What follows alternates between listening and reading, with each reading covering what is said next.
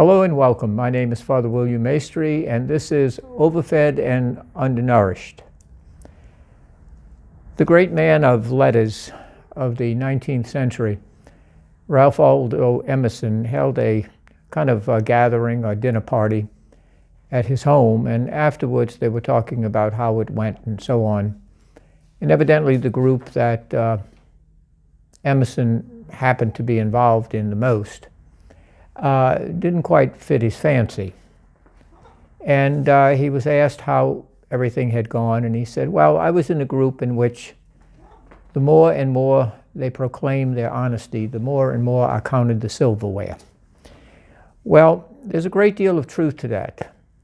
And what I want to relate that story to is the situation in terms of education in this COVID foreign virus pandemic that has been going on, it seems like for eternity, but certainly the better part of 2020, especially in terms of education. And there's two things that I would like to bring to your attention at both bookends of the education spectrum, elementary and education at the higher end. That is higher education, and very often for lower purposes, by the way. Specifically, I'd like to talk about the terrible situation of the closing of schools around the country. And the big proponent of this particular shutdown is, of course, our teachers' unions.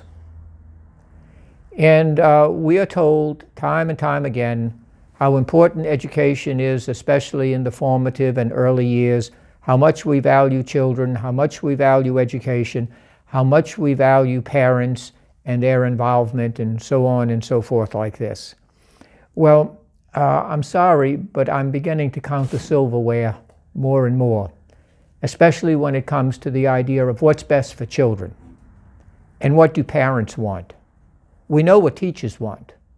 Teachers want schools closed, and they want and advocate for this virtual learning classroom kind of situation, which is very ineffective, especially if you happen to be at the most risk-oriented part of the educational spectrum, socioeconomically, life chances, and so on. In other words, if you happen to be poor, a minority, if you don't have the resources, if you live in rural America, where you may not have all of the fine gadgets that's available in other parts of the country, you're incredibly disadvantaged. In addition to that, we have been told how it's in the name of safety that we have to have this virtual learning, the closing of schools.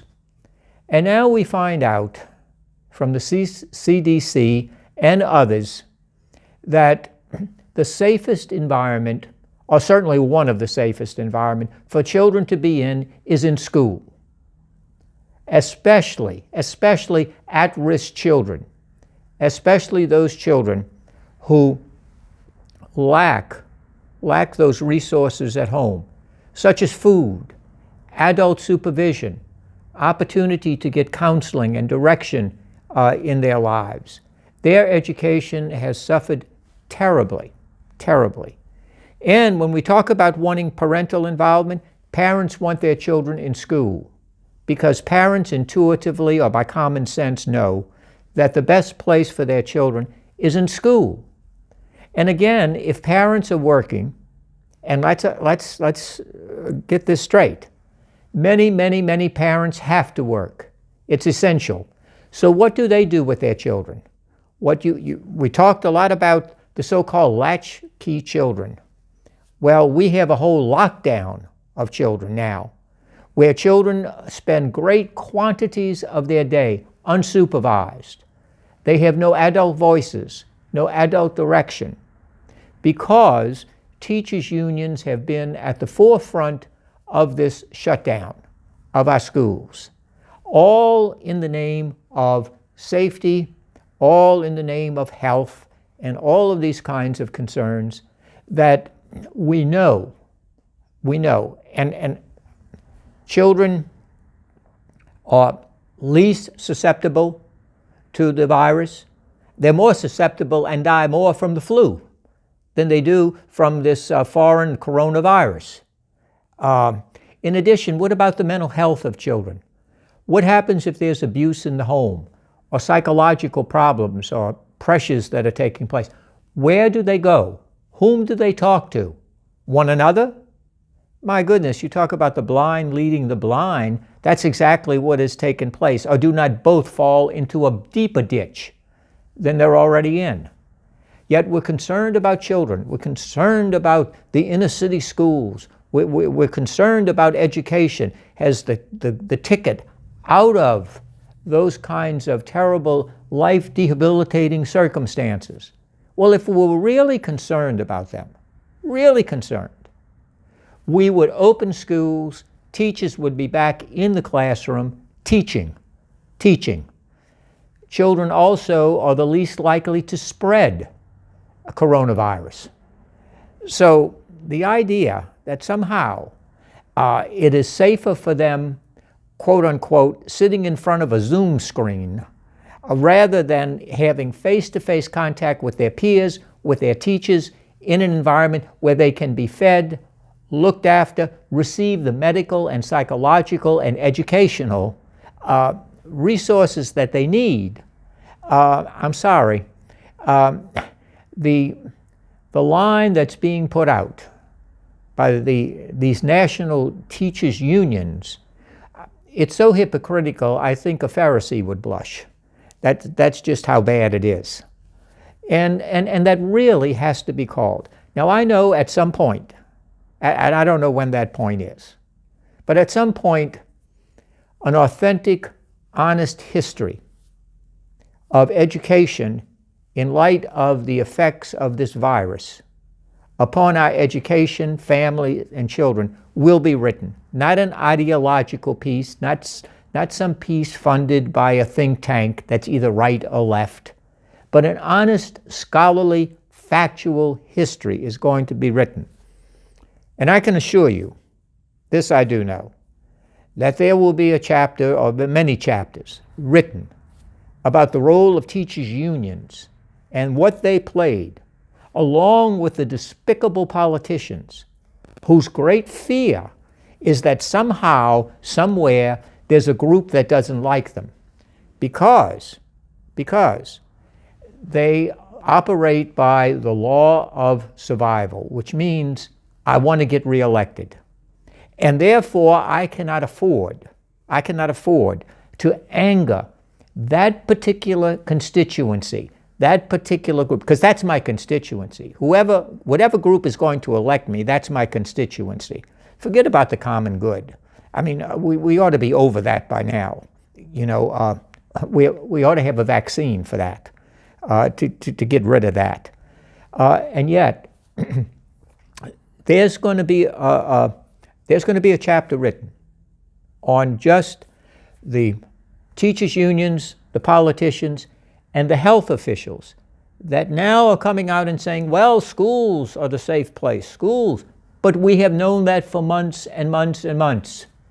And why wasn't that put before the American public? Why was that censored? Why was that blocked? No, when that history is written, one thing is clear. This will not be education's finest hour. What it will be is a harvest of shame. That's what it will be. And I don't have much hope that the harvest of shame will mean anything, because in order to be shamed, you have to have a sense of something beyond yourself, beyond your interest. How did it affect others? How does it affect the reputation of the group that I represent, teachers of the United States, a noble profession? Well, it was ill-served by this particular behavior. And it's time, long past time, that we began to demand more, not less, more, of what really matters in those who are entrusted with the real well-being and development of our children.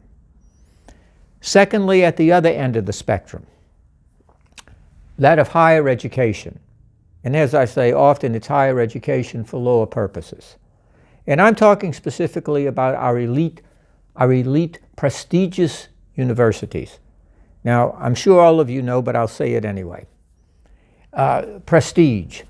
Prestige is related to the word prestidigitator, which is another word for magic sleight of hand.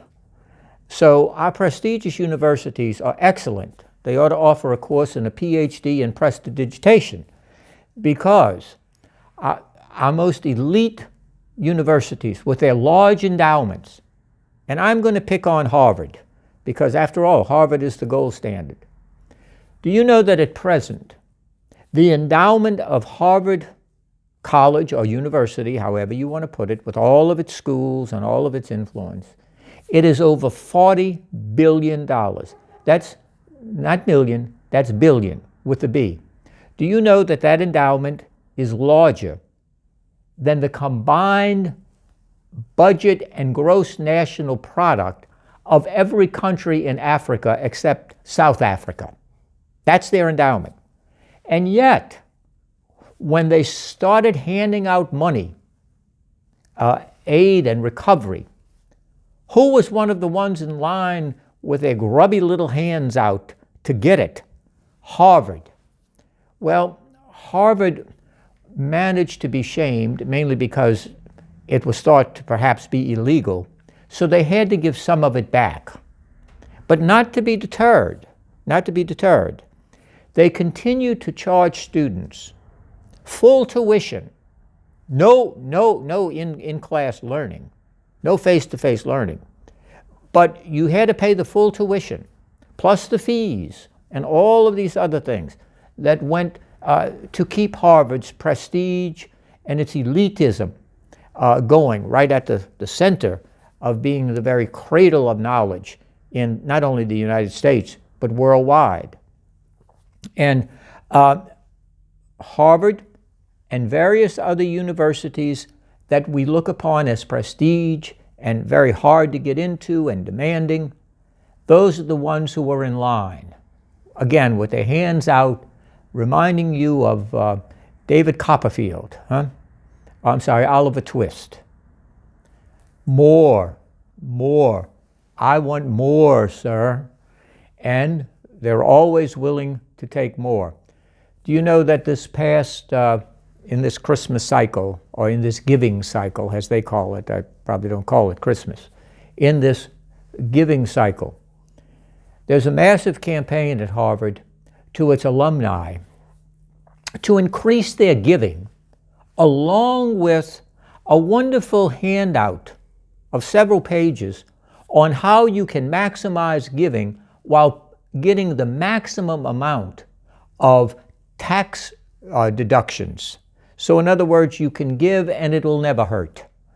Again, this from our leading universities. The reason I bring this up about the endowment is this. An idea is gaining more and more traction, especially after this election, that's what you wish to call it, that took place, of forgiving student loans, student loan forgiveness. And that students graduate from colleges and from universities and so on, and they are handicapped by the tremendous debt that they have incurred in getting a college education. Well, the roots of that nonsense goes all the way back into the 50s and maybe even before then, the 1950s, when everybody had to go to college. That was the big thing. Well, I don't know about you, but when my pipes break or my car doesn't run, I don't call a PhD from Harvard or Stanford. I want a mechanic or a plumber who knows how to fix a pipe or get a car running. But we have so demeaned those things that we said, my goodness, the first question we ask a high school student, or now an elementary school student, maybe some pre-K students, who knows? I mean, that's how goofy we've gotten on this. Well, after you graduate, where are you going to college? We never ask, what would you like to be? What would you like to devote your life to? What really excites you? What sparks your energy and your interest? And if the person says, well, gee, I'd like to work on automobiles. I really like cars. Oh, you're not going to college? Oh my. Okay. Okay. Well. If that makes you happy, that whole kind of cultural tone. So naturally, we send off a bunch of people to college who will have a degree, a lot of debt, and no job, and no job. Okay. So in other words, they'll probably move back home, once again living off of the parents who thought they got rid of them. After all, that was the end game, finally to get them out of the nest. But oh no, like a bad boomerang, it comes right back. And there they are, back home again. Another boarder, usually boarder without rent, in the home. And we're now told that in order to really be just and fair, we have to forgive these loans. In other words, taxpayers, you pick up the tab. So in other words, I, who did not incur that debt, I'm going to pay for this. You're going to pay for this. In addition to that, I'm not sure what the social value is of a degree in gender studies. I'm not sure what the degree is in race relations. I've been looking in the one ads for wanted PhD in gender studies.